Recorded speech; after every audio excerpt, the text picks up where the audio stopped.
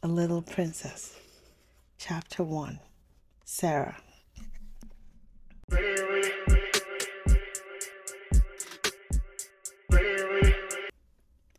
Once on a dark winter's day, when the yellow fog hung so thick and heavy in the streets of London that the lamps were lighted and the shop windows blazed with gas as they do at night, an odd-looking little girl sat in a cab with her father and was driven rather slowly through the big thoroughfares. She sat with her feet tucked under her and leaned against her father, who held her in his arm, as she stared out of the window at the passing people with a queer old-fashioned thoughtfulness in her big eyes. She was such a little girl that one did not expect to see such a look on her small face. It would have been an old look for a child of 12, and Sara Crewe was only 7. The fact was, however, that she was always dreaming and thinking odd things, and could not herself remember any time when she had not been thinking things about grown-up people and the world they belonged to. She felt as if she had lived a long, long time. At this moment, she was remembering the voyage she had just made from Bombay with her father, Captain Crewe. She was thinking of the big ship, of the lascars passing silently to and fro on it, of the children playing about on the hot deck, and of some young officers' wives who used to try to make her talk to them and laugh at the things she said. Principally, she was thinking of what a queer thing it was that at one time one was in India in the blazing sun, and then in the middle of the ocean, and then driving in a strange vehicle through strange streets where the day was as dark as the night. She found this so puzzling that she moved closer to her father. "Papa," she said in a low, mysterious little voice which was almost a whisper. "Papa." "What is it, darling?" Captain Crewe answered, holding her closer and looking down into her face. "What is Sara thinking of?" "Is this the place?" Sara whispered, cuddling still closer to him. "Is it, Papa?" "Yes, little Sara, it is. We have reached it at last." And though she was only 7 years old, she knew that he felt sad when he said it. It seemed to her many years since he had begun to prepare her mind for the place, as she always called it. Her mother had died when she was born, so she had never known or missed her. Her young, handsome, rich, petting father seemed to be the only relation she had in the world. They had always played together and been fond of each other. She only knew he was rich because she had heard people say so when they thought she was not listening, and she had also heard them say that when she grew up she would be rich too. She did not know all that being rich meant. She had always lived in a beautiful bungalow and had been used to seeing many servants who made salams to her and called her Missy Sahib and gave her her own way in everything. She had had toys and pets and an ayah who worshipped her, and she had gradually learned that people who were rich had these things. That, however, was all she knew about it. During her short life, only one thing had troubled her, and that thing was the place she was to be taken to some day. The climate of India was very bad for children, and as soon as possible they were sent away from it, generally to England and to school. She had seen other children go away, and had heard their fathers and mothers talk about the letters they received from them. She had known that she would be obliged to go also, and though sometimes her father's stories of the voyage and the new country had attracted her, she had been troubled by the thought that he could not stay with her. "Couldn't you go to that place with me, Papa?" she had asked when she was 5 years old. "Couldn't you go to school too? I would help you with your lessons." "But you will not have to stay for a very long time, little Sarah," he had always said. "You will go to a nice house where there will be a lot of little girls, and you will play together, and I will send you plenty of books, and you will grow so fast that it will seem scarcely a year before you are big enough and clever enough to come back and take care of Papa." She had liked to think of that, to keep the house for her father, to ride with him and sit at the head of his table when he had dinner parties, to talk to him and read his books. That would be what she would like most in the world. And if one must go away to the place in England to attain it, she must make up her mind to go. She did not care very much for other little girls, but if she had plenty of books, she could console herself. She liked books more than anything else, and was, in fact, always inventing stories of beautiful things and telling them to herself. Sometimes she had told them to her father, and he had liked them as much as she did. "Well, Papa," she said softly, "if we are here, I suppose we must be resigned." He laughed at her old-fashioned speech and kissed her. He was really not at all resigned himself, though he knew he must keep that a secret. His quaint little Sarah had been a great companion to him, and he felt he should be a lonely fellow when, on his return to India, he went into his bungalow, knowing he need not expect to see the small figure in its white frock come forward to meet him. So he held her very closely in his arms as the cab rolled into the big dull square in which stood the house which was their destination. It was a big dull brick house, exactly like all the others in its row, but that on the front door there shone a brass plate on which was engraved in black letters, "Miss Minchin, Select Seminary for Young Ladies." "Here we are, Sarah," said Captain Crewe, making his voice sound as cheerful as possible. Then he lifted her out of the cab, and they mounted the steps and rang the bell. Sarah often thought afterward that the house was somehow exactly like Miss Minchin. It was respectable and well furnished, but everything in it was ugly, and the very armchairs seemed to have hard bones in them. In the hall, everything was hard and polished. Even the red cheeks of the moon face on the tall clock in the corner had a severe vanished look. The drawing-room into which they were ushered was covered by a carpet with a square pattern upon it.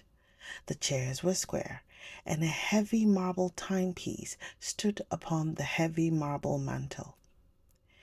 As she sat down in one of the stiff mahogany chairs, Sarah cast one of her quick looks about her. "I don't like it, Papa," she said, "but then I dare say soldiers, even brave ones, don't really like going into battle." Captain Crewe laughed outright at this. He was young and full of fun, and he never tired of hearing Sarah's queer speeches. "Oh, little Sarah," he said, "what shall I do when I have no one to say solemn things to me? No one else is as solemn as you are." "But why do solemn things make you laugh so?" inquired Sarah. "Because you are such fun when you say them," he answered, laughing still more. And then suddenly he swept her into his arms and kissed her very hard, stopping laughing all at once and looking almost as if tears had come into his eyes. It was just then that Miss Minchin entered the room. She was very like her house, Sara felt, tall and dull, and respectable and ugly. She had large, cold, fishy eyes and a large, cold, fishy smile. It spread itself into a very large smile when she saw Sara and Captain Crewe. She had heard a great many desirable things of the young soldier from the lady who had recommended her school to him. Among other things, she had heard that he was a rich father who was willing to spend a great deal of money on his little daughter. "It will be a great privilege to have charge of such a beautiful and promising child, Captain Crewe," she said, taking Sara's hand and stroking it. "Lady Meredith has told me of her unusual cleverness. A clever child is a great treasure in an establishment like mine." Sara stood quietly, with her eyes fixed upon Miss Minchin's face. She was thinking something odd as usual. "Why does she say I am a beautiful child?" she was thinking. "I am not beautiful at all. Colonel Granger's little girl, Isabel, is beautiful. She has dimples and rose-colored cheeks and long hair the color of gold. I have short black hair and green eyes. Besides which, I am a thin child and not fair in the least. I am one of the ugliest children I ever saw." She is beginning by telling a story. She was mistaken, however, in thinking she was an ugly child. She was not in the least like Isabel Grange, who had been the beauty of the regiment, but she had an odd charm of her own. She was a slim, supple creature, rather tall for her age, and had an intense, attractive little face. Her hair was heavy and quite black, and only curled at the tips. Her eyes were greenish-gray, it is true, but they were big, wonderful eyes with long black lashes, and though she herself did not like the color of them, many other people did. Still, she was very firm in her belief that she was an ugly little girl, and she was not at all elated by Miss Minchin's flattery. "I should be telling a story if I said she was beautiful," she thought, "and I should know I was telling a story.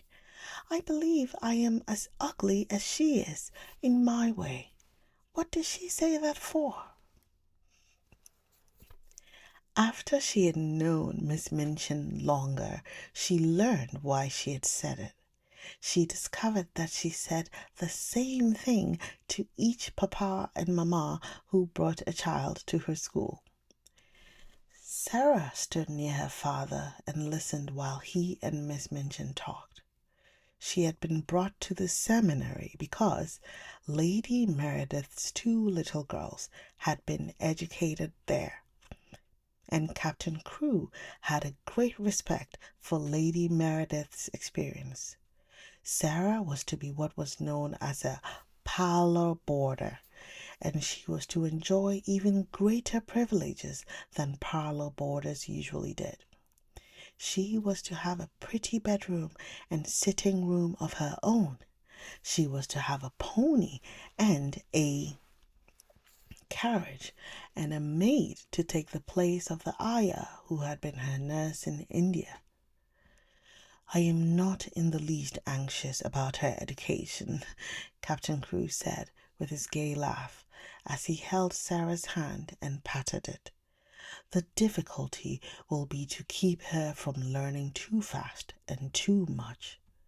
She is always sitting with her little nose burrowing into books. She doesn't read them, Miss Minchin. She gobbles them up as if she were a little wolf instead of a little girl.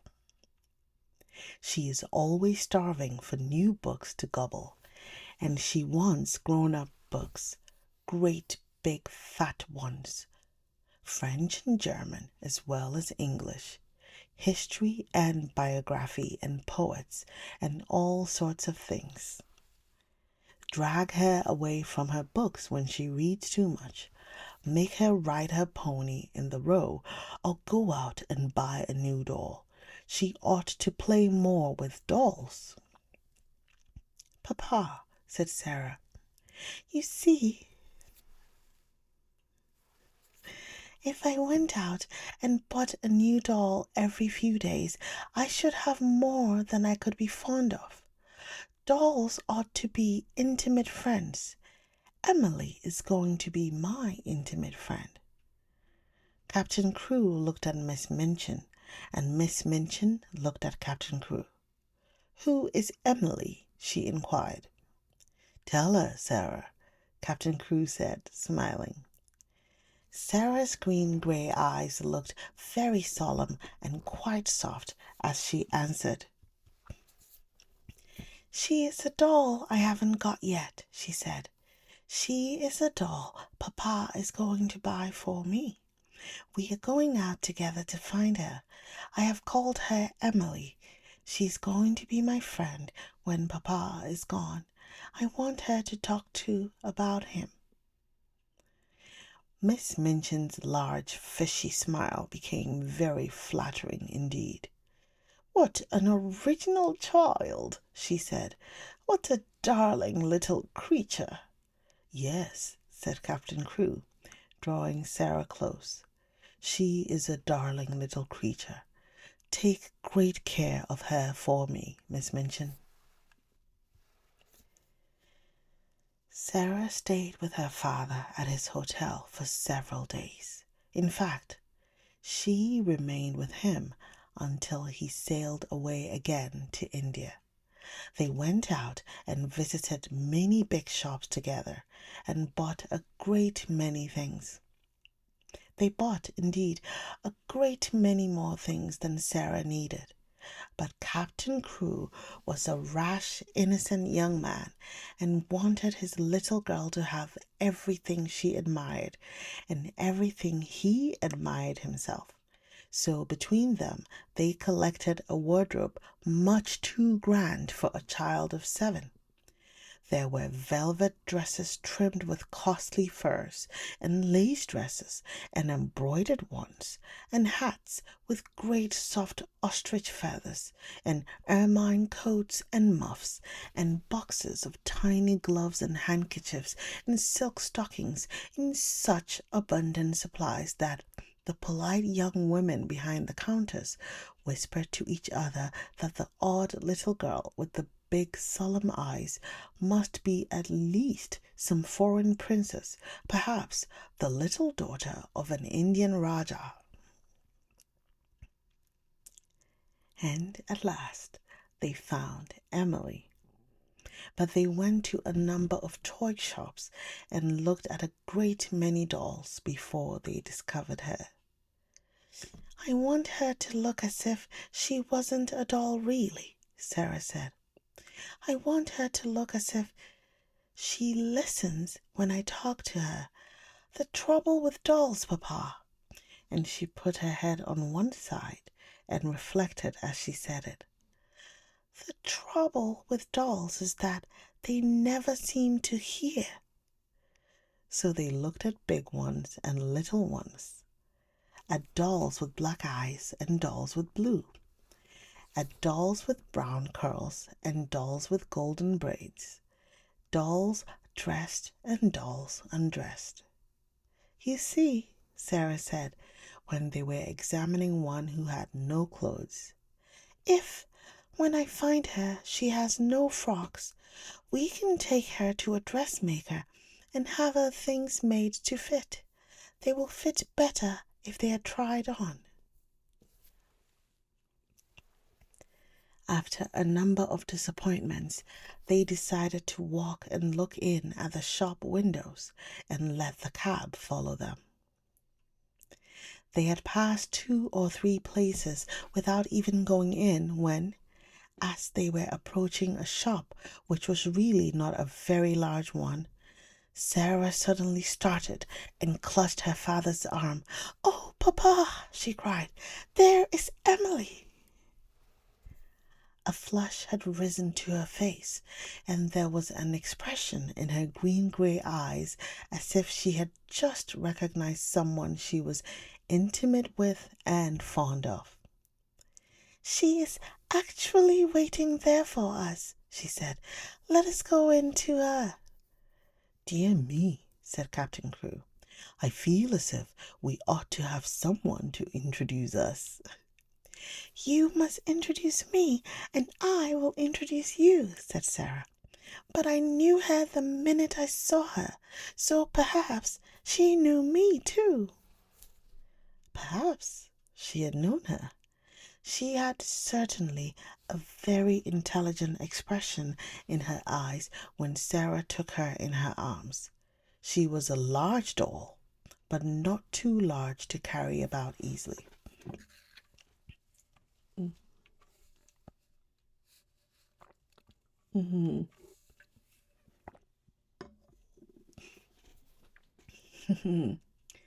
She had naturally curling golden brown hair, which hung like a mantle about her, and her eyes were a deep, clear grey blue, with soft, thick eyelashes, which were real eyelashes and not mere painted lines. "Of course," said Sara, looking into her face as she held her on her knee. "Of course, Papa, this is Emily." So Emily was bought and actually taken to a children's outfitter's shop and measured for a wardrobe as grand as Sara's own. She had lace frocks, too, and velvet and muslin ones, and hats and coats, and beautiful lace-trimmed underclothes, and gloves and handkerchiefs and furs. "I should like her always to look as if she was a child with a good mother," said Sara. "I'm her mother, though I am going to make a companion of her." Captain Crewe would really have enjoyed the shopping tremendously, but that a sad thought kept tugging at his heart. This all meant that he was going to be separated from his beloved, quaint little comrade. He got out of his bed in the middle of that night and went and stood looking down at Sara, who lay asleep with Emily in her arms. Her black hair was spread out on the pillow, and Emily's golden brown hair mingled with it. Both of them had lace-ruffled nightgowns, and both had long eyelashes which lay and curled up on their cheeks. Emily looked so like a real child that Captain Crewe felt glad she was there. He drew a big sigh and pulled his mustache with a boyish expression. "Hey ho, little Sara," he said to himself. "I don't believe you know how much your daddy will miss you." So cute. The next day, he took her to Miss Minchin's and left her there. He was to sail away the next morning. He explained to Miss Minchin that his solicitors, Messrs. Barrow and Skipworth, had charge of his affairs in England and would give her any advice she wanted, and that they would pay the bills she sent in for Sara's expenses. He would write to Sara twice a week, and she was to be given every pleasure she asked for.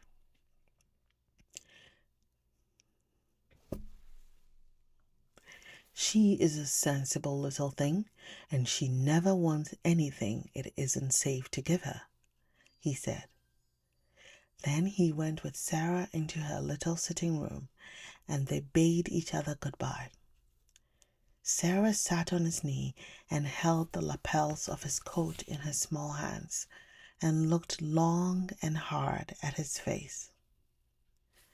"Are you learning me by heart, little Sara?" he said, stroking her hair. "No," she answered. "I know you by heart. You are inside my heart."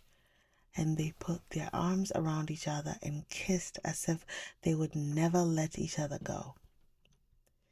When the cab drove away from the door, Sara was sitting on the floor of her sitting room with her hands under her chin and her eyes following it until it had turned the corner of the square. Emily was sitting by her, and she looked after it too.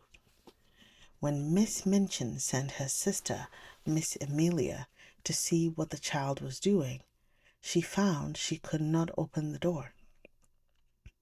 "I have locked it," said a queer, polite little voice from inside. "I want to be quite by myself, if you please." Miss Amelia was fat and dumpy, and stood very much in awe of her sister. She was really the better-natured person of the two, but she never disobeyed Miss Minchin. She went downstairs again, looking almost alarmed. "I never saw such a funny old-fashioned child, sister," she said. "She has locked herself in, and she is not making the least particle of noise." "It is much better than if she kicked and screamed, as some of them do," Miss Minchin answered. "I expected that a child as much spoiled as she is would set the whole house in an uproar. If ever a child was given her own way in everything, she is." "I've been opening her trunks and putting her things away," said Miss Amelia. "I never saw anything like them. Sable and ermine on her coats, and real Valenciennes lace on her underclothing. You have seen some of her clothes. What do you think of them?" "I think they are perfectly ridiculous," replied Miss Minchin sharply. "But they will look very well at the head of the line when we take the school children to church on Sunday. She has been provided for as if she were a little princess."